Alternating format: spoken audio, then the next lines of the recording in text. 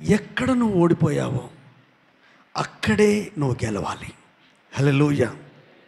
అంటే ఏ విషయంలో నువ్వు బలహీనుడయ్యావో అదే విషయంలో నువ్వు బలం పొందుకోవాలి. ఓడిపోవడానికి చాలా కారణాలు ఉంటాయి. మెయిన్ కారణం ఏంటో మనం గుర్తించాలి. కొన్నిసార్లు మనకు తెలియదు, మన ఓటమి కారణాలు మనకు తెలియదు. కానీ ఓడిపోయామని బాధపడుతూ కాలాన్ని గడపొద్దు, గెలవడం కొరకు ప్రయత్నించాలా. హల్లెలూయా. పుట్టిన శిశువు లోపల గెలిసే జిజ్ఞాస ఉంటుంది, తెలుసా మీకు? సైన్స్ తెలిసిన వాళ్ళకి తెలుసు. వై క్రోమోజోములు, ఎక్స్ క్రోమోజోములు భార్యాభర్తలు కలుసుకున్నప్పుడు కోట్లు రిలీజ్ అవుతాయి కణాలు. ఆ కణాలన్నీ నిర్వీర్యమైపోతాయి. ఒక్క కణం మాత్రమే భార్య హన్నవులు కలితే అది పిండోత్పత్తికి నాంది. అంటే ఈ కణాలన్నీ అవన్నీ చచ్చిపోతాయి. ఒక్కదానికే జీవం ఉంటుంది. ఆ జీవమే లోపల శిశువుగా ఎదుగుతూ ఉంటుంది. హల్లెలూయా. అంటే ఇప్పుడు చెప్పండి, మీరెవరు? తల్లి గర్భంలో పడ్డప్పుడే జయంతో వాటన్నిటినీ తొక్కుకొని వచ్చేసి తల్లి గర్భంలోకి వచ్చేసావు. నువ్వు పుట్టిందే జయం పొందడానికి, ఓడిపోవడానికి కాదు. పక్కనులను చూసి చెప్పు, నువ్వు జయం పొందడానికే దేవుడు నిన్ను రక్షించాడు, జయం పొందడానికే. మరి జయం ఎట్లా పొందాలి? ఇది అసలు రీజన్. జయం ఎట్లా పొందాలో ఒక్క విషయం మనం జ్ఞాపకం చేసుకుందాం. మనం గెలవడానికి మొదటి కారణం సమూయేలు మొదటి గ్రంథం 7వ అధ్యాయం 2వ వచనం నుండి 4 వరకు చదువుకుందాం. సమూయేలు రాసిన మొదటి గ్రంథం 7వ అధ్యాయం 2 నుండి 4 చదవండి. ఎవరైనా కొంచెం చదవండి. మందసము కిర్యతారీంలో నుండి కాలము 20 సంవత్సరములాయను. ఇశ్రాయేలీలందరూ యెహోవాను అనుసరింప దుఃఖించుచుండగా సమూయేలు ఇశ్రాయేలీలందరితో ఇట్లనెను, మీ పూర్ణ హృదయంతో యెహోవా యుద్ధకు మీరు మల్లు కొనిన ఎడల అన్య దేవతలను, అష్టారోతు దేవతలను మీ మధ్య నుండి తీసివేసి పట్టుదల కలిగి యెహోవా తట్టు మీ హృదయములను త్రిప్పి ఆయనను సేవించుడి. అప్పుడు ఆయన ఫిలిష్తీయుల చేతిలో నుండి మిమ్మల్ని విడిపించును. అంతటా ఇశ్రాయేలీయులు బయలుదేవతలను, అష్టారోతు దేవతలను తీసివేసి యెహోవాను మాత్రమే సేవించిరి. దేవునికి స్తోత్రం. ఇప్పుడు వినండి, 20 సంవత్సరాలు అయిందండి వీళ్ళు ఓటమి పాలై. 20 years నుండి అన్నిట్లో ఓడిపోతున్నారు. ఓటమి కారణం ఏంటంటే వీళ్ళకు నచ్చినట్టు చేయడం ప్రారంభించారండి. మీరు 4వ అధ్యాయంలోకి రండి, అదే గ్రంథంలో 4వ అధ్యాయంలోకి రండి. మొదటి నుండి కొన్ని వచనాలు చదువుదాం. 4వ అధ్యాయం, అదే సమూయేలు గ్రంథం. ఇశ్రాయేలీయులు ఫిలిష్తీయులతో యుద్ధం చేయుటకై బయలుదేరి అవును ఎబెనెజరులో దిగగా ఫిలిష్తీయులు అఫేకులో దిగిరి. అవును. ఫిలిష్తీయులు ఇశ్రాయేలీయుల మీద తమను యుద్ధ పంక్తులుగా తీర్చుకొనగా వారు యుద్ధంలో కలిసినప్పుడు ఇశ్రాయేలీయులు ఫిలిష్తీయుల ఎదుట ఓడిపోయి యుద్ధభూమిలోనే ఎక్కువ తక్కువ 4,000 మంది హతులైరి. ఆమేన్. అక్కడ ఆగుదాం, అది అట్లా పెట్టుకోండి బ్రదర్. 20 సంవత్సరాల నుండి శ్రమలు అనుభవిస్తారు. 20 years వీళ్ళు ఇజ్రాయేల్ ప్రజలే, దేవుని బిడ్డలే. వీళ్ళు వాళ్ళకు వేదన కలిగింది, దుఃఖం కలిగింది. ఇక దేవుణ్ణి అనుసరించాలనుకున్నారు. కానీ అనుసరించే విషయంలో వీళ్ళు 20 సంవత్సరాల నుంచి బాధపడుతుంది ఏదైతే గతం. ఈ గతంలో వీళ్ళ బాధకు, వీళ్ళ ఇబ్బందులకు కారణం ఏంటంటే గతంలో వీళ్ళు చేసిన మిస్టేక్ ఏంటంటే వాళ్ళు సొంతగా యుద్ధానికి వెళ్ళిళ్ళు. 4వ అధ్యాయంలో అదే, దేవుని సంప్రదించాలా, దేవుని ఆలోచన పొందుకోవాలా, దేవుని నడిపింపును పొందుకోవాలా. ఫిలిష్తీయులు మొదటి నుండి శత్రువులే కాబట్టి వాళ్ళ మీదకి యుద్ధానికి వెళ్తే ఆ యుద్ధంలో వీళ్ళకి ఎంత జ్ఞానం ఉన్నా, ఎంత శక్తి ఉన్నా, ఎంత బలం ఉన్నా తక్కువ ఎంతమంది ఓడిపోయారట? 4,000 మంది ఓడిపోయారట. ఎప్పుడైనా గుర్తుపెట్టుకోండి, పాడైపోయిన గతం, చెడిపోయిన గతం, బాధ పెట్టే గతం, కృంగతీసే గతం, మానసికంగా వేధించే గతం గురించి ఈ వర్తమానంలో ఆలోచించొద్దు. హల్లెలూయా. అర్థమవుతుందండి? ఇదేంటిది? ప్రజెంట్. ఇదేంటిది? వర్తమానం. ఇప్పుడు మీకు అర్థమయ్యేటట్టు చెప్పిన, మందిరమునకు రానంత, ఇప్పుడు ఇక్కడికి వచ్చి కూర్చున్నంత వరకు జరిగిన విషయం ఏంటిది? గతం. ఇప్పుడు ఏంటిది? వర్తమానం. అయితే ఒక మిస్టేక్ చేస్తాం మనం, వర్తమానంలో ఉండి భవిష్యత్తు గురించి ఆలోచిస్తాం. ఇది డేంజరే. వర్తమానంలో ఉండి గతం గురించి ఆలోచిస్తాం. ఇవి రెండు ప్రమాదం. ఒకవేళ భవిష్యత్తులో ఆలోచించేది ఈ వర్తమానాన్ని డిస్టర్బ్ చేయొద్దు, ఇప్పుడున్న ఇన్ని స్థితిని డిస్టర్బ్ చేయొద్దు. గతంలో ఉన్నది ఆలోచించేది ఇప్పుడున్న వర్తమానాన్ని కంగారు పెట్టవద్దు. భవిష్యత్తు అయినా వర్తమానమైనా నిన్ను ముందుకు నడిపించేదైతే పర్వాలేదు, నిన్ను ప్రోత్సహించేదైతే పర్వాలేదు. వీళ్ళు గతంలో చేసిన మిస్టేక్ ఏంటంటే, ఎందుకు వీళ్ళు దుఃఖిస్తున్నారు 20 సంవత్సరాల నుంచి, ఎందుకు వీళ్ళు బాధపడుతున్నారంటే, గతంలో వీళ్ళు వాళ్ళకు నచ్చినట్టు జీవించి యుద్ధంలో వాళ్ళే స్వతహాగా వెళ్ళి యుద్ధంలో ఓడిపోయారు. ఆ ఓటమి వల్ల ఎంత నష్టం జరిగింది? తక్కువలా ఎక్కువ? 4,000 మంది ఖతమయ్యారు. ఇప్పుడు ఆ చదివి వదిలేసిన భావం నుండి చదువుదాం. అదే 4వ అధ్యాయం. కాబట్టి జనులు పాళెంలోనికి తిరిగి రాగా ఇశ్రాయేలుల పెద్దలు, యెహోవా నేడు మనలను ఫిలిష్తీయుల ముందర ఎందుకు ఓడించెను? షిలోహులోనున్న యెహోవా నిబంధన మందసమును మనము తీసుకొని మన మధ్య నుంచుకొందము రండి. అది మన మధ్య నుండిన ఎడల అది మన శత్రువుల చేతిలో నుండి మనల్ని రక్షించుననిది. ఇక్కడ కదా, ఇప్పుడు వినండి. ఇప్పుడు ఓడిపోతే కారణాలు వెతకాల వద్దండి. మనం ఎందుకు ఓడిపోయామని కారణాలు వెతుకుతలేరు. కారణం వెతకకుండా వాళ్ళు పాలెంలోకి వచ్చి పెద్దలు, అసలు మనం ఓడిపోయి యెహోవా మనల్ని ఎందుకు ఓడించాడని చదవండి, మరోసారి చదవండి. యెహోవా నేడు మనలను ఫిలిష్తీయుల ముందర ఎందుకు ఓడించెను? ఎందుకు ఓడించెను? చదువు. షిలోహులోనున్న యెహోవా నిబంధన మందసమును మనం తీసుకొని మన మధ్య నుంచుకుందాము రండి. అది మన మధ్య నుండిన ఎడల అది మన శత్రువుల చేతిలో నుండి మనల్ని రక్షించుననిది. ఇక్కడ ఏంటంటే, దేవుడే మనల్ని ఓడించాడు అంటున్నారు వీళ్ళు. మా ఓటమికి కారణం ఏంటి? మా రోగానికి కారణం ఏంటి? మా అప్పులకు కారణం ఏంటి? మా సమస్యలకు కారణం ఏంటి? ఎందుకు మా లైఫ్లో, మా ఫ్యామిలీలో మేము ఓడిపోతున్నాం అని దేవుణ్ణి అడిగి దేవుని ఆలోచన కొరకు కనిపెడితే బాగుండవు. కనిపెట్టకపోగా దేవుడు మనల్ని వదిలేశాడు. దేవుడు మనల్ని పట్టించుకుంటలేడు. నా భర్త పట్టించుకుంటలేరు, నా భార్య పట్టించుకుంటారు, నా పిల్లలు పట్టించుకుంటలేరు.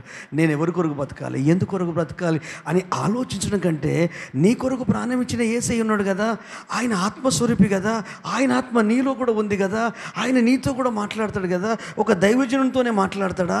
బైబుల్ చెప్తుంది, ఎందరూ ఆత్మచేత నడిపించబడతారో వారందరూ దేవుని కుమారులని. ఆయన వాక్కున్న దేవుడు, ఆ ఆలోచనకర్త అయిన దేవుడు, నీ మీద దృష్టించి నేను నడిపించే దేవుడు.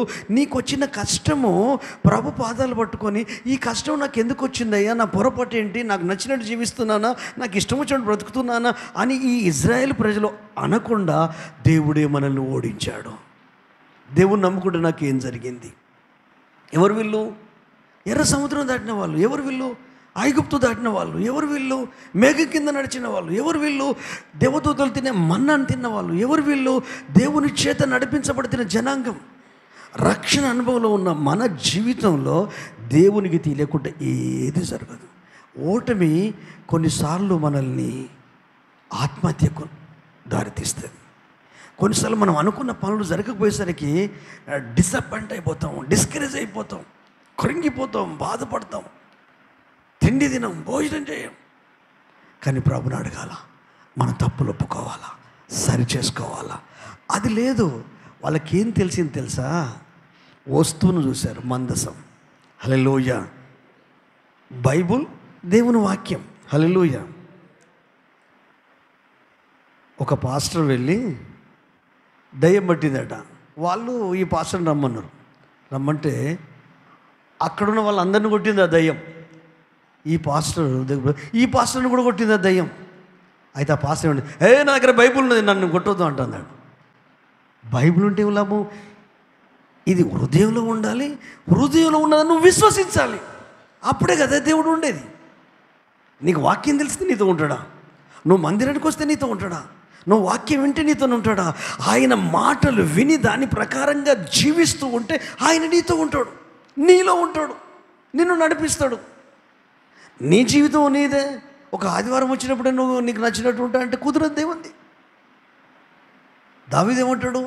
నేను కూర్చుని ఉంటాను, నేను లేచుడు నీకు తెలుసు అంటాడు. నా నడకను నా పడకను నువ్వు గ్రహించి ఉన్నావు అంటాడు.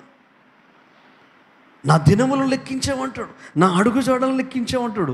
ఈ మధ్యలో ఇప్పుడు మనం ఎన్ని అడుగులు నడుస్తామో తెలుస్తుందా మనకు? తెలుస్తుంది. బీపీ వాచ్ ఉంటుంది. ఉదయం నుండి సాయంత్రం వరకు నువ్వు పెట్టుకో, ఇంట్లో కూడా పెట్టుకో. నువ్వు లేచిన దగ్గర నుంచి ఎన్ని అడుగు అంటే దేవుని జ్ఞానం ఎంత గొప్పది. అంతకుముందు తెలియదని మనం టీచింగ్ చేసినాం, ఇప్పుడు తెలుస్తుంది. నీకు బీపీ నార్మల్ ఉందో తెలుస్తుంది, హై బీపీ ఉందో తెలుస్తుంది. ఎంత టెక్నాలజీ వచ్చిందండి. ఆ జ్ఞానము మానవునిదా దేవుందా? దేవుందే, కానీ కనిపెట్టింది ఎవరు? మానవుడు. హల్లెలూయా. అంటే ఇప్పుడు మానవుని మెచ్చుకుందామా, మానవునికి జ్ఞానం ఇచ్చిన దేవుణ్ణి మెచ్చుకుందామా? మనం మెచ్చుకుంటున్నాం. మనం ఆయనకు నచ్చినట్టు బతుకుతున్నామా? మామూలు విషయం కాదండి.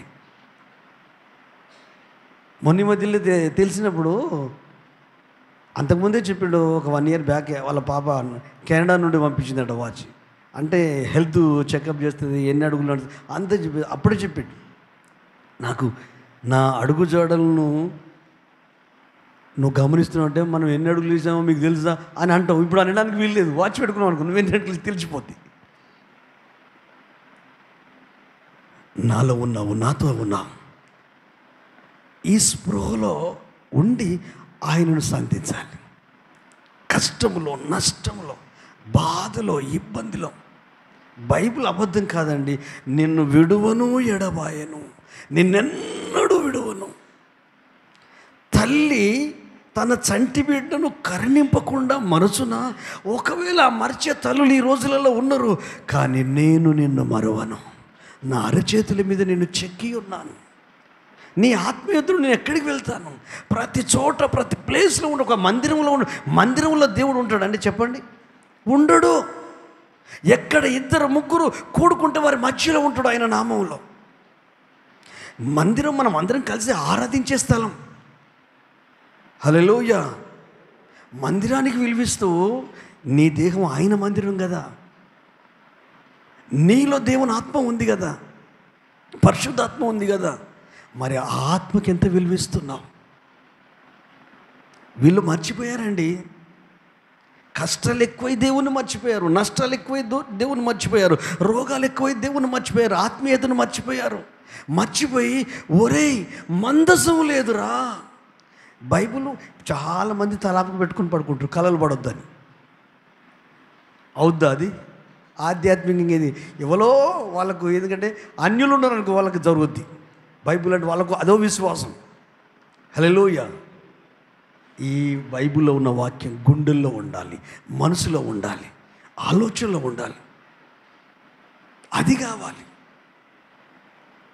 మీరు ఇప్పుడు భోజనం చేసుకొని వచ్చిందో చేయకుండా వచ్చిందో మళ్ళీ వెయిట్ చేసుకుంటారు.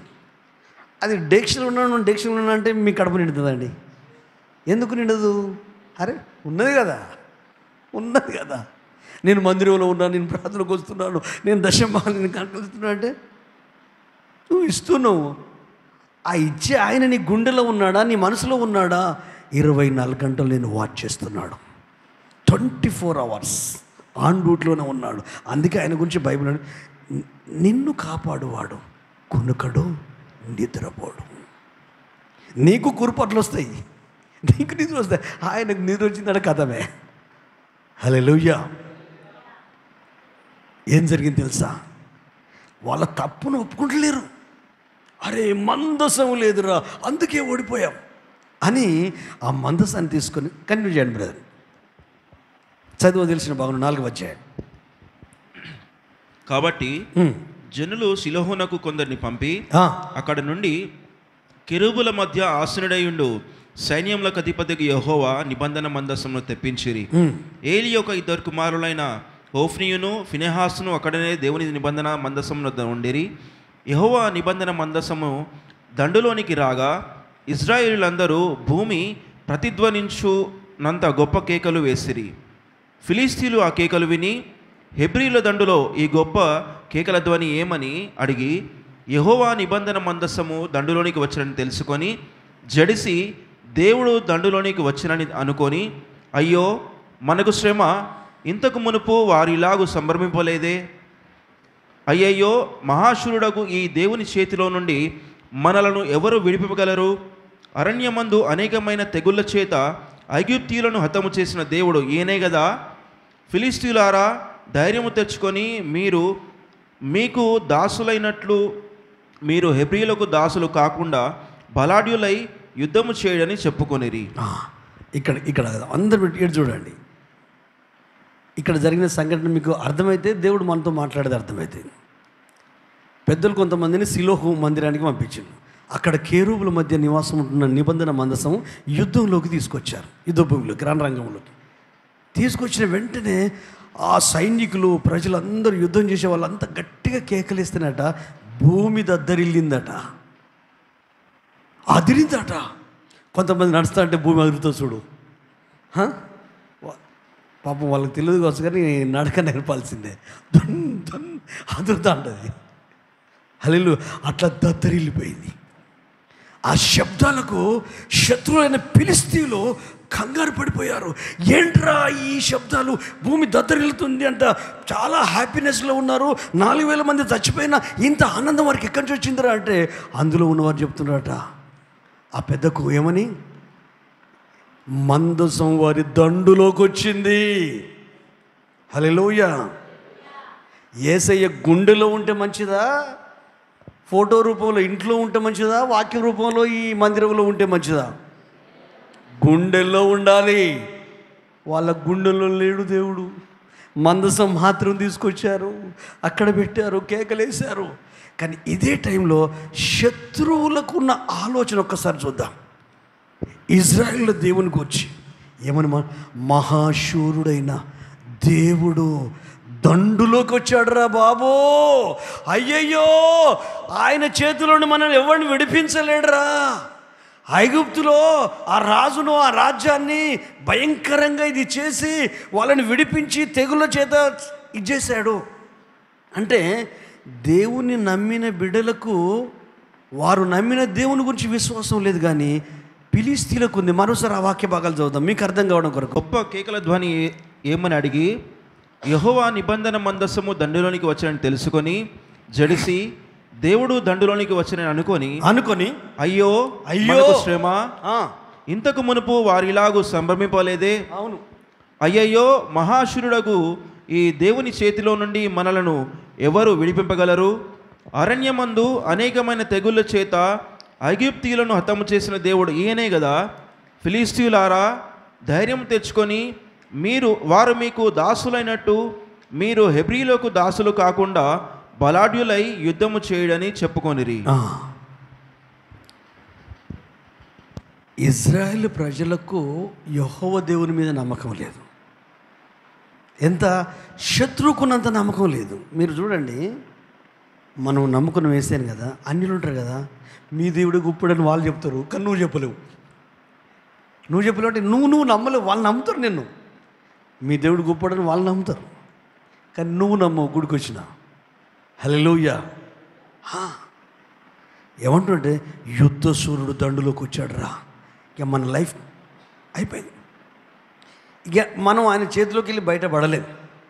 కానీ తెగించారు. ఏమంటుంది తెలుసా? ఇంకొక వండర్ఫుల్ మాట, మనం యుద్ధం చేసుడే, హెబ్రీలకు దాసులయ్యేది లేదు, తెగదాకా తెగబడదాం అంటే ఇది సైతాను విశ్వాసం. వాడు ఓడిపోతాడని తెలుసు, వాడు ఓటమి పాలవుతాడని తెలుసు. వానికి ఎక్కడో చిన్న విశ్వాసం అంటే నేను గెలవకపోతానా అని. ఎందుకు? నీకు అపనమ్మకం ఉంటే నీ మీద గెలుస్తాడు, నీకు విశ్వాసం లేకపోతే గెలుస్తాడు, నీకు భయం ఉంటే గెలుస్తాడు. నీకు ఆందోళన ఉంటే గెలుస్తాడు. వ్యక్తుల మీద నమ్మకం ఉంటే వాడే గెలుస్తాడు నీ మీద. పరిస్థితుల మీద, ప్రాంతాల మీద నమ్మకం ఉంటే వాడే గెలుస్తాడు. ఆధ్యాత్మికంగా ఎదిగిన వ్యక్తి ఏం చేయాలి? యేసు మీద నమ్మకం ఉంచాలి. కొత్తగా వచ్చిన వాళ్ళు తెలియదు, వాళ్ళకు పాస్టర్ మీద నమ్మకం ఉంచుతారు. హల్లెలూయా. కానీ వాళ్ళు ఆత్మీయంగా ఎదుగుతూ ఉంటే ఏం కావాలి? వాళ్ళు ఎవరి మీదకి రావాలి? ఫెయిత్ యేసయ్య మీదకి రావాలి. అయితే రాదు. ఎందుకు? ఈ పాస్టర్లు కూడా మంచోళ్ళు. ఆయన మీద నమ్మకం పోతే మనకు పబ్బం ఎట్లా గడుస్తుంది? గడవద్దు కదా. అందుకనే వన్ మ్యాన్ షో చేస్తూ అంటారు. ఈ సేవలన్నీ అవే. అభిమానించడం తప్పు కాదు, కానీ యేసయ్య ప్లేస్ను ఆక్రమించవద్దు దైవజనుడు. యేసయ్య ప్లేస్ను ఆక్రమించవద్దు పిల్లలు. యేసయ్య ప్లేస్ను ఆక్రమించవద్దు భార్య, భర్త, ఫ్యామిలీ మెంబర్స్. యేసయ్య ప్లేస్ యేసయ్య. హల్లెలూయా. వీళ్ళు ఏం చేశారు? శత్రువుకు ఉంది విశ్వాసం, కానీ ధైర్యం కూడా ఉంది. ఒరే, సావు బతుకో, చస్తే చద్దాం, బ్రతికి మాత్రం గెలిచిపోదాం. ఆ మాటలు వాళ్ళ లోపల ధైర్యాన్ని నింపాయి. సాతాను ప్రజల లోపల ధైర్యాన్ని నింపాయి.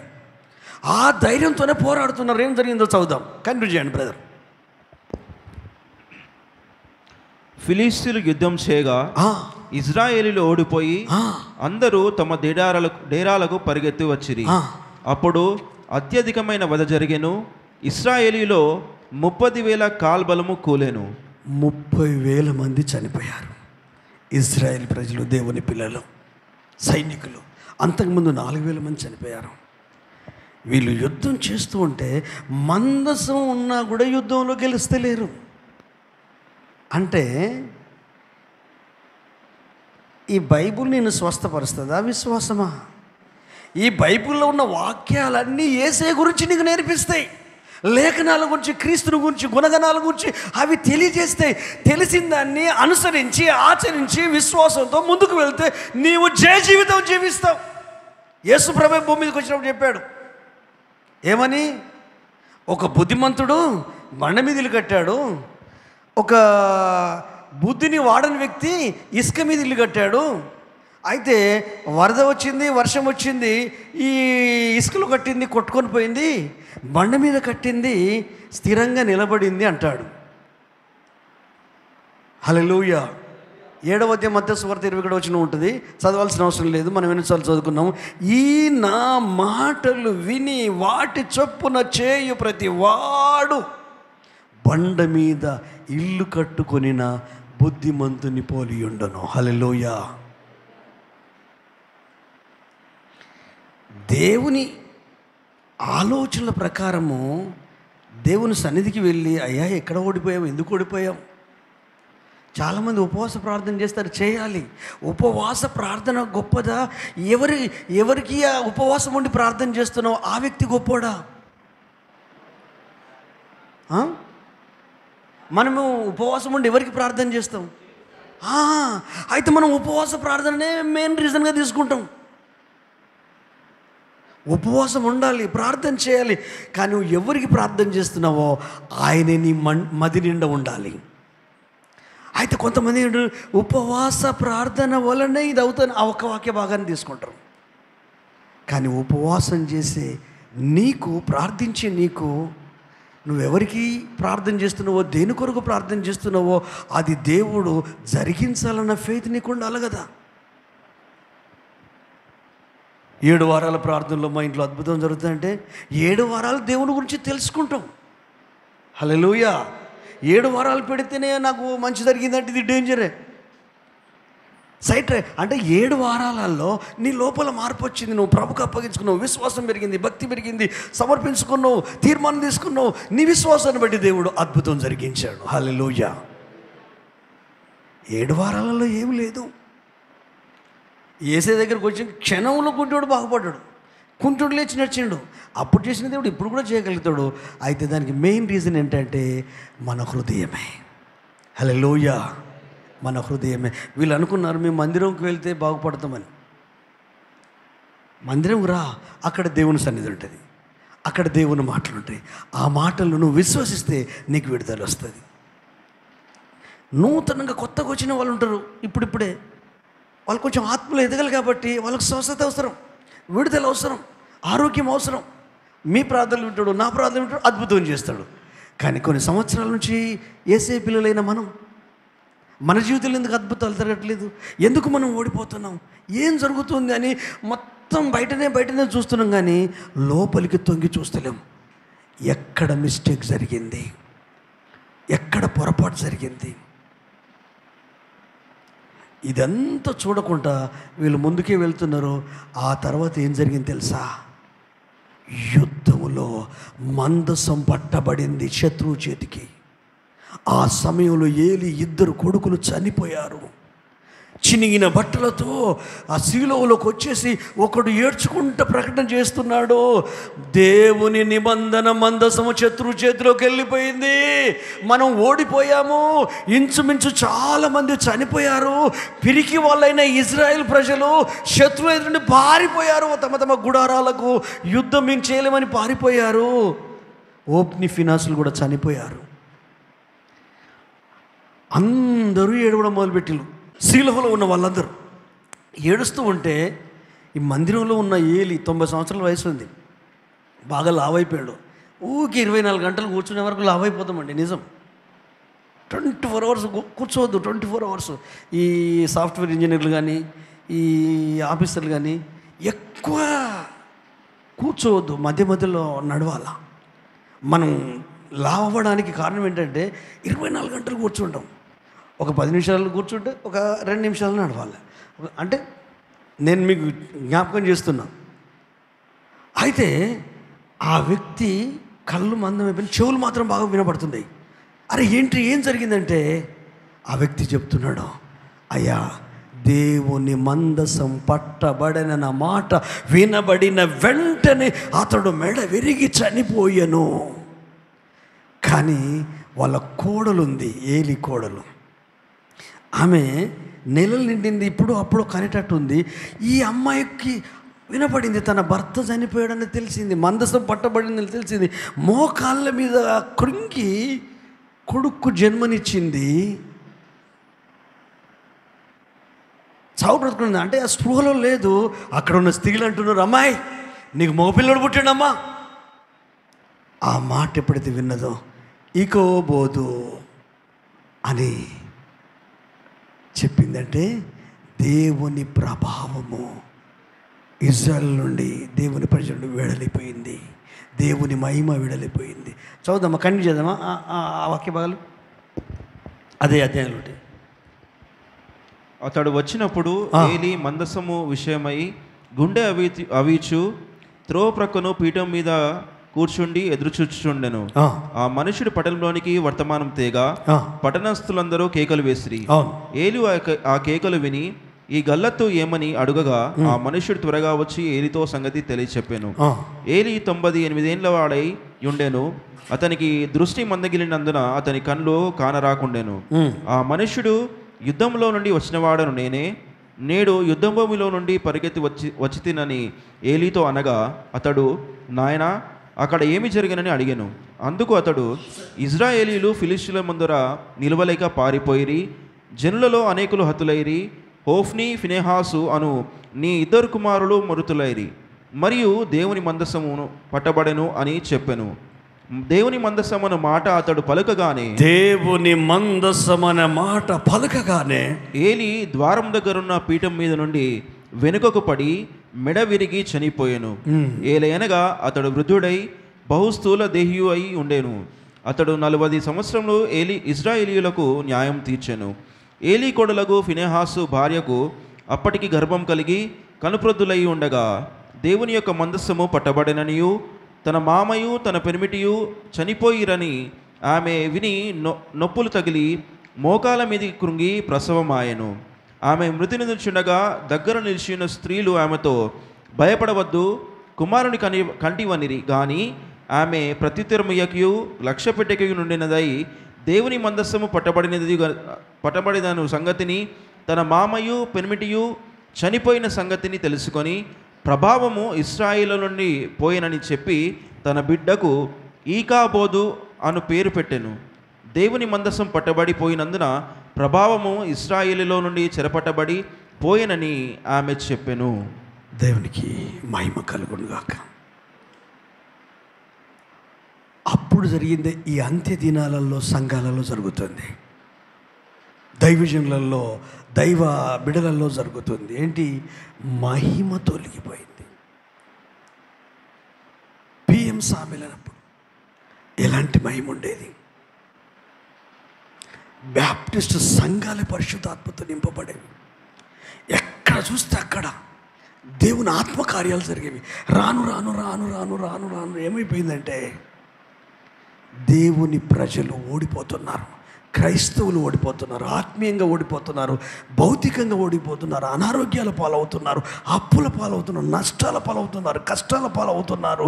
అంటే గెలవలేకపోతున్నారు. ఓటమి ఓటమి ఓటమి ఓటమి. ఇది గతం. ఓటమి నీకు విలువైన పాఠాలు నేర్పాలి. నేను ఓడిన ప్రతిసారి గెలుపును పొందడానికే ప్రయత్నం చేస్తా. పుట్టిన శిశువు ఎట్లయితే 3 నెలల బోర్లు పడతాడో, ఆ తర్వాత ఆ బెడ్ మించులు కింద పడతాడో, ఆ తర్వాత పాకుతాడో, బొత్తతోనే పాకుతాడో, ఆ తర్వాత నడుస్తాడో, ఆ తర్వాత ఎదుగుతుండో, అలాగే ఆధ్యాత్మికంగా ఎదగాలి. మళ్ళీ శిశువులాగా మారొద్దు, పసిబిడ్డలాగా మారొద్దు. ఆలోచనలు కానీ ఆధ్యాత్మికంగా కానీ శిశువులాగా మారొద్దు. ఒక యంగ్ మ్యాన్గా, యంగ్ ఉమెన్గా మారాలి. అంటే స్పిరిచువల్గా పరిణితి చెంది లోకాన్ని శాసించాలి, సమస్యల్ని శాసించాలి, మనకు వచ్చిన కష్టాలను శాసించాలి. ముఖ్యంగా సాతానుడు కలిగించే గలిబిలులు, కష్టాలు, నష్టాలు, బాధలు, వాటికి అసలే భయపడద్దు. హల్లెలూయా. ఎందుకు? దేవుడు ధైర్యాన్ని ఇచ్చే దేవుడు. నా జీవితంలో ఎన్నో గలిబిళ్ళు ఉన్నాయి, ఎన్నో భయాలు ఉన్నాయి, ఎన్నో ఆర్థిక ఇబ్బందులు ఉన్నాయి, ఎన్నో అనారోగ్య పరిస్థితులు ఉన్నాయి. హల్లెలూయా. కానీ భయం అయితే లేదు. ఎందుకు? ముందైనా వెనకైనా పోవడైతే ఖాయం కదండి. ఇక కంగారు ఎందుకు? అర్థమవుతుందా? మనం చావకుండా బతుకుతామా? ట్రూతే కదా. మరి ఎందుకు కంగారు ఎందుకు? ఆ టైం వచ్చినప్పుడు వెళ్ళిపోతాం. దానికి వయసుతో సంబంధం లేదు. అలాగని మీరు భయపడకండి. అనుకోండి 100 సంవత్సరాలు బ్రతుకుతా అనుకోండి, ఏమో పెంచలేము. దేవుడు యూసు. దేవునికి స్తోత్రం. హల్లెలూయా. మన కాలగతులు ఆయన వశంలో ఉన్నాయి. ఈరోజు మనం చేయాల్సిందేంటి? నీ గతం నిన్ను బాధ పెడుతుంది. చాలా విషయాల్లో ఫెయిల్యూర్ అయిపోయాం. ప్రార్థనలో ఫెయిల్యూర్ అయిపోయాం, ఆత్మీయంగా ఉండడంలో ఫెయిల్యూర్ అయిపోయాం, ప్రభుకి ఇవ్వడంలో ఫెయిల్యూర్ అయిపోయాం, ప్రార్థించడంలో ఫెయిల్యూర్ అయిపోయాం, ఆత్మతో ఆరాధించడంలో ఫెయిల్యూర్ అయిపోయాం. ఓడిపోయానని బాధపడకు. చీకట్లో కూర్చొని ఊరికే చీకటి తిట్టుకోకు. కష్టాలు వచ్చినాయి, ఏంది కష్టం? చిన్న దీపం వెలిగించు. చిన్న విశ్వాసానికి పదును పెట్టు, చిన్న ఆలోచనకు పదును పెట్టు. దేవుడు కార్యం చేస్తాడు, దేవుడు ధైర్యపరుస్తాడు, దేవుడు నడిపిస్తాడు. ఎవరో చెప్పారు యేసే దగ్గరికి వెళ్తే బాగా అవుతారని. 12 సంవత్సరాల రక్తస్రావం స్త్రీ యేసుల గురించి విని శరీరం సహకరించకపోయినా, ఎవరు హెల్ప్ చేయకపోయినా 12 years నుండి బ్లీడింగ్ అవుతుందంటే ఎంత భయంకరమైన బలహీనత అది. నడవడానికి శక్తి ఉండదు. అసలు అన్ని సంవత్సరాలు బతుకున్నదంటే అది నాన్ స్టాప్గా బ్లీడింగ్. ఆ భయంకరమైన పరిస్థితి వెళ్తే జనాలందరూ నొక్కిరిసి వేసేయకుండా అక్కడ గుంపు ఉంటుంది కదా. కానీ మనసులో అనుకుంది ఏమని? ఆయన వస్త్రపు చెంగు ముడితే బాగవుతా. హల్లెలూయా. ఆమె ఫెయిత్ అది. ఎందుకంటే ఆమెకు మందిరం తెలియదు, ఆమెకు పాస్టర్లు, యాజకులు తెలియదు. యేసు గురించి విన్నదంతే. నీకు సంఘం ఉంది, సహవాసం ఉంది, అన్నీ నీకు తెలుసు, వాక్యం తెలుసు, ప్రార్థన తెలుసు, ఉపవాసం తెలుసు, ప్రభు మాట్లాడే విషయాలు తెలుసు. మరి ఫెయిత్ ఎందుకు ఉండలేదు? విశ్వాసం ఎందుకు తగ్గుతుంది? విశ్వాసమును కరెక్ట్ దాన్ని కొనసాగించే యేసు వైపు ఎందుకు నువ్వు చూడలేకపోతున్నావు? ఆటంకాలు నేను ఆగిపోయిందా? ఇంటి దగ్గర ప్రయాణం స్టార్ట్ చేసింది. ఎంత టైం పట్టిందో. ఆ నడి ఊర్లో ఉన్నాడు యేసయ్య, చుట్టూ ప్రజలు ఉన్నారు. మనసులో మాత్రం బర్నింగ్ ఉంది. మనసులో మాత్రం విశ్వాసంతో రగులుతున్న ఒక తలంపు ఉంది. ఆ తలంపు క్రియారూపంలోకి వచ్చింది. ఆ క్రియారూపంలోకి వచ్చిన ఆ తలంపు ఆమె బాడీని తీసుకొని వెళుతుంది. హల్లెలూయా. తీసుకొని వెళ్తుంది. బలహీనతలను చూడట్లేదు. ఎందుకు బాధలను చూస్తున్నావు, ఎందుకు కష్టాలను చూస్తున్నావు, ఎందుకు నష్టాలను చూస్తున్నావు, ఎందుకు కృంగుదలను చూస్తున్నావు, ఎందుకు అవమానాలు చూస్తున్నావు, ఎందుకు నిందలను చూస్తున్నావు, ఎందుకు ఓడిపోయిన గతాన్ని చూస్తున్నావు. 12 సంవత్సరాలు ఆమె ఆస్తిని కూడా కోల్పోయింది. అనేక వైద్యుల దగ్గరికి వెళ్ళింది. తన శరీరాన్ని వ్యయపరుచుకుంది, డబ్బును కూడా వ్యయం చేసుకుంది. కానీ బాగుపడే దాఖలాలు ఇక్కడ కనిపించట్లేదు. ఆ చివరి స్టేజ్లో ఆమెకు అర్థమైంది ఏంటంటే, యేసుని గురించి విన్నప్పుడు తన మనసులో అనుకుంది ఆయన దగ్గరికి వెళ్ళాలని.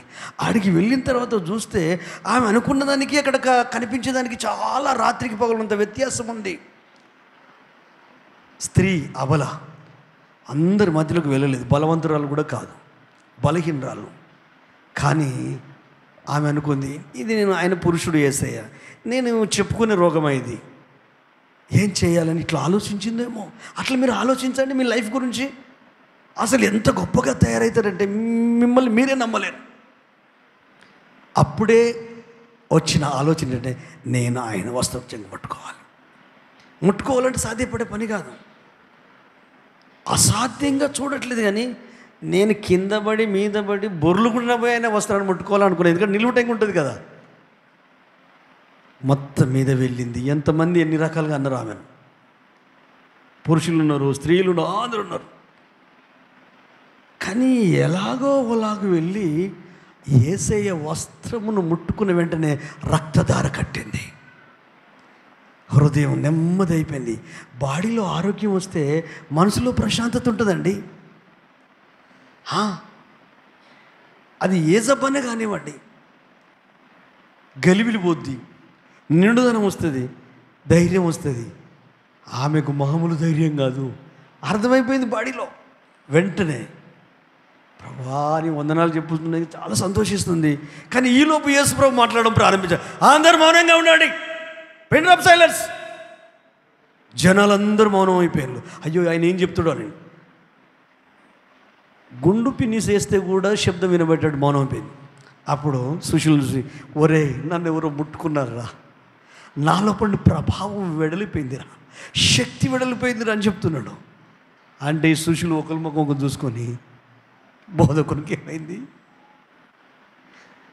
జనము నీ మీద కిక్కిరిసి పడుతూ ఉంటే ఎవరు ముట్టుకున్నావంటే ఏంటి బోధకుడా, మీకు తెలియట్లేదా, మీకు అర్థం కావట్లేదా, అన్ని విషయాలు చెప్పగలిగే నీకు అర్థం కావట్లేదా, కళ్ళ ముందు జరిగే సిచ్యువేషన్, ఈ పొజిషను, నిన్ను ఎంతమంది దొబ్బుతున్నారు, ఎంతమంది నెడుతూ, ఇవన్నీ చూసుకుంటా మళ్ళీ ఏం తెలియండి మమ్మల్ని అడుగుతాం ఏంటంటే, లేదు ఎవరు ముట్టారు, విశ్వాసంతో ముట్టుకున్నారు, నమ్మకంతో ముట్టుకున్నారు. వీళ్ళంతా పుట్టినాను చూడడానికి వచ్చిన వాళ్ళరా బాబు. ఒక్క వ్యక్తి మాత్రమే నా కొరకు వచ్చింది. హల్లెలూయా. నేను రోగులను బాగు చేస్తా కదా, గుడ్డోళ్ళకు చూపిస్తా కదా, కుంటోళ్ళకు నడవాలని శక్తి, అరే ఆయన ఇట్లుంటో చూద్దామని వచ్చిన వాళ్ళు. కానీ ఈమె నా కొరకు వచ్చింది. అంటే ఈమెని నేను అంటున్నాం, మీకు అర్థం కావడం. ఇంకా ఆమె ఒప్పుకోలేదు అనేసరికి భయపడుకుంటూ ముందుకు వచ్చింది. అయ్యా నేనేనయ్యా నీ వస్త్రాన్ని ముట్టుకుంది. అమ్మా నీ విశ్వాసం నిన్ను బాగు చేసింది, సమాధానము గలదానవై వెళ్ళు. హల్లెలూయా. ఏ ప్రేయర్ సెంటర్కు స్లిప్పులు పంపింది? హల్లెలూయా. ఏ పెద్ద పాస్టర్లకు ప్రేయర్ టవర్కు ఫోన్ చేసింది? చేయడం తప్పనను, పరిశుద్ధాత్మ పొందుకున్న నువ్వెందుకు ప్రార్థన చేసుకోవద్దు? అది నా ఆలోచన. ఇంకా పసిపిల్లలాగా ఉంటే ఎట్లా? కనిపించిన ప్రతి చోటుకి వెళ్ళకండి. నేను చెప్తున్నాను కదా, మీ పిల్లల్ని ఎక్కడ పడితే అక్కడ పంపుతారండి. మీకన్న పిల్లల్ని ఎందుకు పంపరు? మీకు తెలుసు వాళ్ళు ఎక్కడికి వెళ్తే క్షేమంగా ఉంటారు. మరి మీరెవరు నా పిల్లలా కాదా? మరి మీరు ఎక్కడికి పడితే అక్కడికి వెళ్ళొచ్చా? మరి మీ పిల్లల్ని ప్రేమించండి, నేను మిమ్మల్ని ప్రేమిస్తున్నాను కదా. మీకు ఇక్కడ కొదువ అవుతుంది, ఆధ్యాత్మికంగా కొరత ఉంది. కొంతమంది నాతో చెప్పారండి, నీ వాక్యం మాకు అర్థమైతే లేదు, వేరే దగ్గరికి వెళ్తే మాకు అర్థమవుతుంది. ప్రార్థన చేసి పంపించానండి, చదువుకున్న వాళ్ళు, మంచి స్థాయిలో ఉన్నవాళ్ళు. నాకు అర్థమైతే లేదు బ్రదర్ మీ వాక్యం, నాకు కొంచెం ఇబ్బంది అవుతుంది. నో ప్రాబ్లం, ఇబ్బంది ఏమన్నా, నాకు ఇచ్చిన జ్ఞానం, నాకు ఇచ్చిన ఆలోచనతో చెప్తున్నాను. దానికి నా ప్రాబ్లం లేదు, నీ ప్రాబ్లం లేదు. నువ్వు నాకంటే ఎక్కువ ఎదిగినావు కాబట్టి నీకు నచ్చిన చోటుకి వెళ్ళని ప్రేర్ చేసి పంపించాను. వాళ్ళు ఎప్పుడన్నా ఫోన్ చేస్తే వెళ్ళి ప్రార్థన చేసి వస్తా, ఏ సందర్భంలో పిలిచామో వెళ్తా. హల్లెలూయా. ఎందుకు? ఈ లోకంలో ఏది మనకు శాశ్వతం కాదు. యేసు వలె, యేసులాగా మారాలి. ఒక్కసారి ఆలోచిస్తామా? ఒక్కసారి మన లైఫ్ గతంలో జీవించకండి. అది పాడైపోయిన గతమైతే విలువైన పాఠం నేర్చుకోండి. వర్తమానంలో ఉన్న నువ్వు ముందుకెళ్ళు. భవిష్యత్తు గురించి ఆలోచించేది వర్తమానంలో నిన్ను ముందుకు నడిపించాలి. ఇది ఓడిపోయిన కథ. మందసం పట్టబడింది. దైవజనుడు మెడ విరిగి చనిపోయాడు. మందసం పట్టబడింది. అందుకే ఎవ్వరు మనల్ని విమర్శించొద్దండి. మనల్ని మనం విమర్శించుకుందాం. మన ఆత్మను మనం పరిశోధించుకుందాం. దావీదు అంటాడు కదా 139 తన 23-24 వచనాలు చదువుకుందాం. దేవా, నన్ను పరిశోధించి నా హృదయంను తెలుసుకొనుము. నన్ను పరీక్షించి నా ఆలోచనలను తెలుసుకొనుము. నీకు ఆయాసకరమైన మార్గము నా యందున్నదేమో చూడుము. నిత్య మార్గమును నన్ను నడిపింపుము. హల్లెలూయా. దావీదు మహారాజు ఆక్రందన ఆత్మలో, ఆయనకంటే గొప్పలమైతే కాదు మనం, ఆయన హృదయానుసారి. నన్ను పరిశోధించి నా థాట్ను తెలుసుకో, నన్ను పరీక్షించి నా హృదయాన్ని తెలుసుకో. కానీ నా గుండె నిండా ఉన్నది మాత్రం నువ్వేం చెప్తే అలా జీవించాలనుంది. హల్లెలూయా. వాక్యాలన్నీ విని సంతోషించడానికి కాదండి. ఇప్పుడు గ్రూప్ 3 ఎగ్జామ్కి వెళ్ళి ఇప్పుడు ఒక పేపరు, మధ్యాహ్నం ఒక పేపరు, రేపు ఒక పేపర్తో కథమవుతుంది. అబ్బా, ఎంత మంచి ప్రశ్నలు వచ్చాయి, చాలా బాగున్నాయి, ఇవన్నీ నేను చదివినవే, ఇవన్నీ నేను ప్రిపేర్ అయినాయి, ఆహా ఈ ప్రశ్న ఉంది, ఈ ప్రశ్న ఉంది, ఆహా అంటే ఒక అర్ధగంట వెళ్ళిపోదా? వెళ్ళిపోతుంది. టైంతో పనేది. అంటే వచ్చినాయి ముందు రాయి. నేను ఎప్పుడైనా ఎగ్జామ్కి వెళ్ళే వాళ్ళకి చెప్పేది అదే. ఫస్ట్ చూడండి, ఒక్కసారి 5 మినిట్స్ ఇట్లా చూస్తే ఏ బిట్లో ఏవి వస్తాయో అవి చూడాలి. వచ్చినాయి మంది దాన్ని నెంబర్ రాయాలి, టిక్ చేసుకుంటూ పోవాలి. వచ్చినాయి అన్ని ధనాదం టైం. ఇక రాని ఉంటే చూడండి, ఏదో ఒకటి నింపు. ఎందుకు? వాడు దిద్దేటోడు 1 నుంచి 10 వరకు చూస్తాడు. ఇది కరెక్టే ఉంది, ఇది కరెక్ట్ ఉంది, ఇది కరెక్ట్ ఉంది, ఇక అన్ని మార్కులే చేస్తాడు. నిజం, అబద్ధం కాదు. మనకి అంత ఇక్కడిది. మధు ఏమంటావు? టీచర్ నువ్వు అంటే ఫస్ట్ మనకు వచ్చినాయి అవి ఏ బిట్లోనన్నా ఉండనివ్వండి, నీకు తెలిసింది, నీకు అర్థమైంది అనుసరించు, ఆచరించు. ప్రతి ఒక్కటి అనుసరించు. నీకు ఏది అర్థమైందో అర్థమైందాన్ని అనుసరించు, జీవించు, మాట్లాడు, కుటుంబ సభ్యులతో మాట్లాడు, ఇంట్లో మాట్లాడు, వెళ్ళేటప్పుడు మాట్లాడు. ఈ వాక్యం విని మర్చిపోవడానికి రీజన్ ఏంటి తెలుసా? మీరు ఏం మాట్లాడుకోరు వాక్యం గురించి. ఇంటి దగ్గర మాట్లాడుకోరు, పోయేటప్పుడు మాట్లాడుకోరు, సాయంత్రం మాట్లాడుకోరు, కలుసుకున్నప్పుడు మీరు మీ కుటుంబ సభ్యులు మేము వెళ్తుంటే వీడు జాగ్రత్తగా తల దానికి ఆనిచ్చి ఉన్నాడు కానీ జాన్ వెస్లీ, అరే వీడు చక్కగా వింటాడు వాక్యం. అట్లా ఏం విన్నట్టు అనిపిస్తే మనం చూస్తే నేను చాలాసార్లు షాక్ అయినా. ప్రతిదీ వింటాడు. వీళ్ళకి ఎవరికన్నా గుర్తుండే కానీ మనోనికి గుర్తుంటుంది. ప్రతి వాడు గుర్తుంటుంది. వెంటనే నన్ను జడ్జ్ చేస్తాడు. నువ్వు ఈ మాట ఎందుకన్నావు, ఇట్లా అనొద్దు కదా, నువ్వే చెప్పినావు కదా, నీకెందుకు గుర్తులేదు, ఇట్లా చెప్తాడు. జడ్జ్ చేస్తాడు. ఉండాలి జడ్జ్ చేస్తాడు. అంటే నన్ను తప్పు పట్టడానికి జడ్జ్ చేయడు, నన్ను తప్పు పట్టడానికి. మనల్ని తప్పు పట్టడానికి జడ్జ్ చేసి వద్దు, సరి చేయడానికి జడ్జ్ చేస్తే. దీన్ని ఏమంటారంటే కువిమర్శ, సద్విమర్శ. కు అంటే చెడ్డది, సద్విమర్శ మంచిది. కు అంటే చిన్న విలేజ్ని కూడా ఆమ్లెట్ విలేజ్ను కుగ్రామం అంటారు. అట్లని అది కాదు, దాని సందర్భాన్ని బట్టి ఆ పదానికి వేరే మారిపోద్ది. హల్లెలూయా. కాబట్టి ఈ గతం గురించి, ఇజ్రాయేల్ ఎందుకు ఓడిపోయారో, దేని వల్ల ఓడిపోయారో అదంతా విన్నాం. వచ్చే ఆదివారం ఇదే 7వ అధ్యాయంలో 2 విషయాలు ఇప్పుడు చదివిన 2 నుండి 4 వరకు, ఆ తర్వాత 10 నుండి 11 వరకు, ఆ 7వ అధ్యాయంలో 17 వచనాలు ఉన్నాయి. మీరు చదువుకొని రండి. ఎందుకంటే మీరు చదువుకోవడం వలన దేవుని వాక్యం ఇంకా తొందరగా మీకు అర్థమవుతుంది. ఏదో చెప్పి పంపించవచ్చు, కానీ నా ఉద్దేశం ఏంటంటే చిన్నపిల్లలకు మీరు సైర్లాగా తినబెడతారు చూడు, అట్లా తినబెట్టాలని. కొంచెం మీరు ఎదిగిలు చూడు, వాళ్ళకి అవి అర్థమవుతాయి. నార్మల్గా అంటే ఇప్పుడు ఎల్కేజీ నుండి పీజీ వరకు కూర్చున్నారు. ఇదంతా హల్లెలూయా. తెలుసా మీకు? ఎల్కేజీ నుండి పీజీ వరకు. ఎందుకు? చిన్న పిల్లల నుండి ఈ స్థాయిలో ఉన్న వారికి ఒకే క్లాస్ ఇది. ఇప్పుడు ఎల్కేజీకి క్లాస్ వేరే ఉంటుంది, యూకేజీ క్లాస్ వేరే ఉంటుంది, ఫస్ట్ క్లాస్ వేరే ఉంటుంది, ఇంటర్మీడియట్ క్లాస్ వేరే ఉంటుంది, సబ్జెక్ట్ వేరే, సార్లు వేరే ఉంటుంది, డిగ్రీకి వేరే ఉంటుంది, పీజీకి వేరే ఉంటుంది. అంతేనా కాదా? అయితే అన్ని రకాల స్టూడెంట్స్ ఇప్పుడు ఇక్కడ కూర్చున్నారు. ఏది? ఎల్కేజీ నుండి పీజీ వరకు. మరి వీళ్ళందరికీ ఒకే టీచర్, పరిశుద్ధాత్మ దేవుడు. హల్లెలూయా. ఆ టీచరే నాకు ఇచ్చిన ఆలోచన ఇక్కడ ఉన్న మీ అందరికీ అర్థం చేయించాలా. అంటే మీకు కూడా ఏముండాలి? నా దేవుడు నాతో ఏం మాట్లాడతాడని ఇంట్రెస్ట్ ఉండాలి. హల్లెలూయా. అందుకని చదువుకోని వాళ్ళు ఉన్నారు, చదువుకున్న వాళ్ళు ఉన్నారు, విద్యార్థులు ఉన్నారు, వయసులో పెద్దవాళ్ళు ఉన్నారు, అనుభవస్తులు ఉన్నారు. అందరితో దేవుడు మాట్లాడాలి. హల్లెలూయా. వారి లెవెల్లో వారిని దర్శించాలి. అందుకే దేవుని మీద ఎక్కువ ఆధారపడుతుంటాను. రండి ప్రార్థన చేసుకుందాం, మోకరిస్తాం, కళ్ళు మూసుకుందాం, కృతజ్ఞతలు చెల్లిద్దాం, యేసయ్య నామాన్ని మహిమపరుస్తాం. Thank you Jesus. హల్లెలూయా. గతం నిన్ను ఓడిస్తుంది. గతం గురించిన ఆలోచనలు ఆపేయి. అది జరిగిపోయింది. దాన్ని తలుసుకుని నువ్వు ఈ వర్తమానాన్ని అంధకార బంధురం చేసుకోకు. భవిష్యత్తును అగమ్య గోచరంగా మార్చుకోకు. గతం విలువైన పాఠమే నేర్పించాలి. రోగాలు గతంలో, జబ్బులు గతంలో, మిస్అండర్స్టాండింగ్ గతంలో, భార్యాభర్త మధ్య అపార్థాలు గతంలో, ఫ్రెండ్స్ మధ్యలో హెచ్చుతగ్గులు గతంలో. కానీ దానివల్ల విలువైన పాఠాలు నేర్చుకున్నావు కదా. నువ్వు వర్తమానంలో ఉన్నావు. మందసం పట్టబడిందన్న వార్త విన్నప్పుడు, కొడుకులు చచ్చిపోయినందుకు చనిపోలేదండి, ఓపెన్ పినేసులు చనిపోయిన, మందసం పట్టబడిందన్నప్పుడు ఆ మనిషి మెడ విరిగి చనిపోయాడండి. నేను అంటున్నాను, మందిరం నీ దేహమైనప్పుడు మందసం నీ ఆత్మే, నీ శరీరమే, నీ ఆలోచనలే. నీ శరీరం, నీ మనసు, నీ ఆత్మ శత్రు చేతులకు వెళ్ళిపోయిందా? అపవాది చేతులకు వెళ్ళిపోయిందా?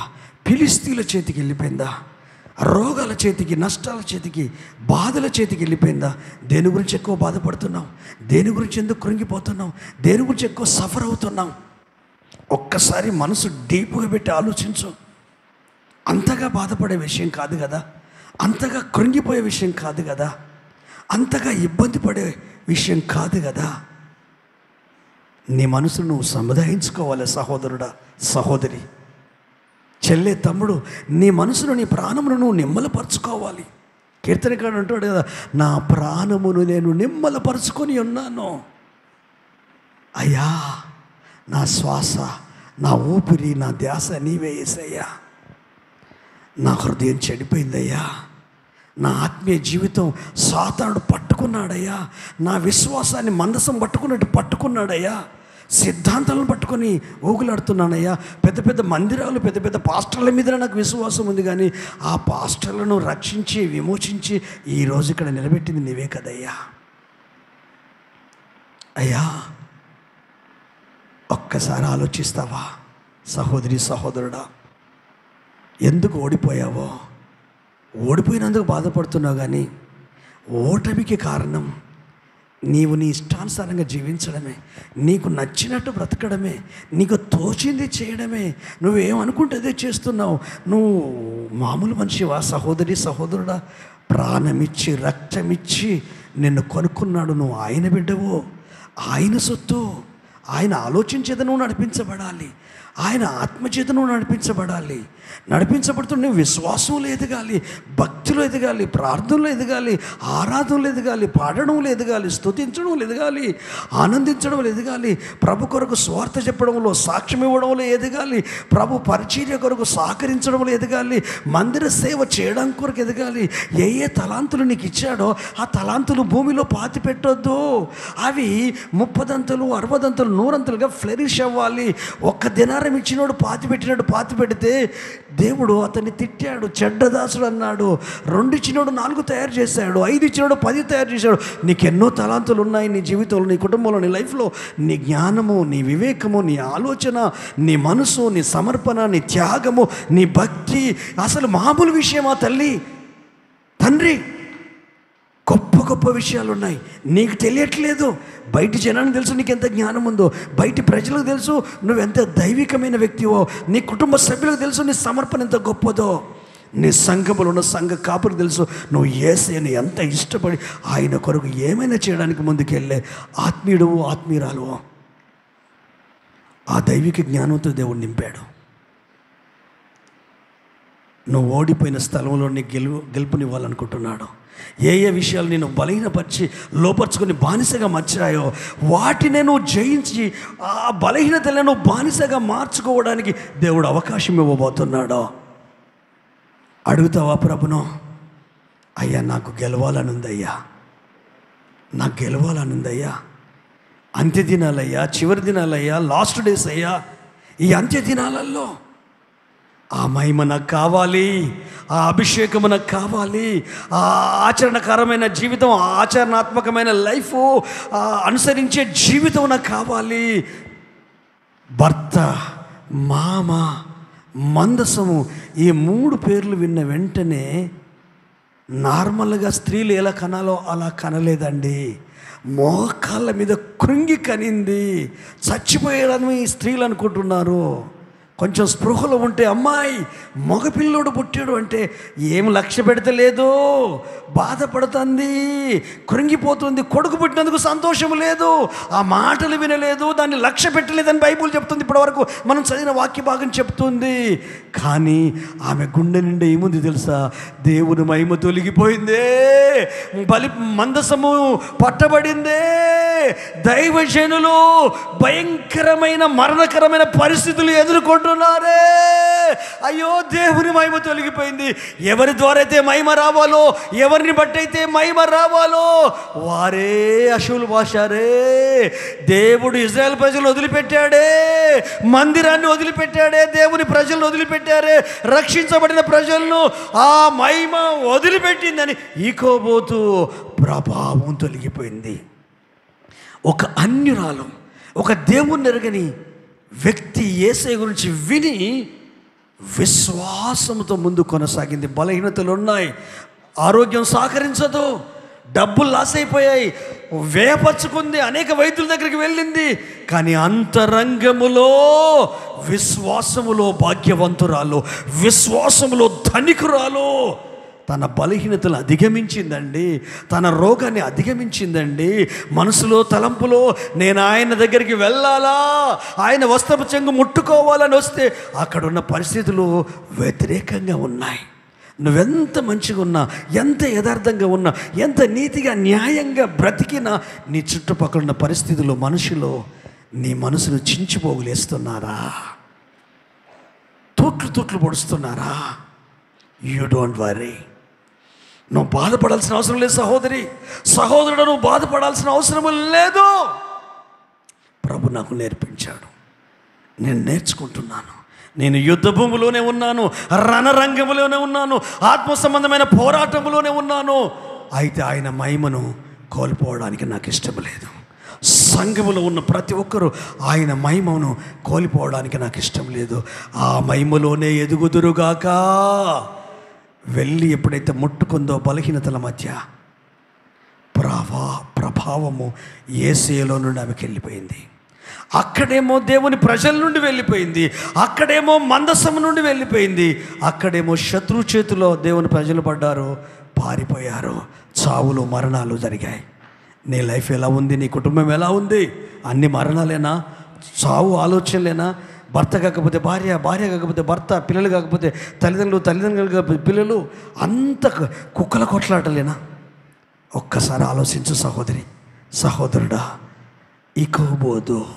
ఒకప్పుడున్న మహిమ నీ ఇంట్లో లేదేమో, ఒకప్పుడున్న ప్రార్థన జీవితం లేదేమో, ఒకప్పుడున్న స్వచ్ఛమైన మనసు, స్వచ్ఛమైన విశ్వాసం లేదేమో, నీ బ్రెయిన్ కల్ట్ అయిపోయిందేమో, నీ ఆలోచనలు కరప్ట్ అయిపోయాయేమో, నీ మనసు కల్మషమైపోయిందేమో, దుర్గంధంలాగా మారిందేమో.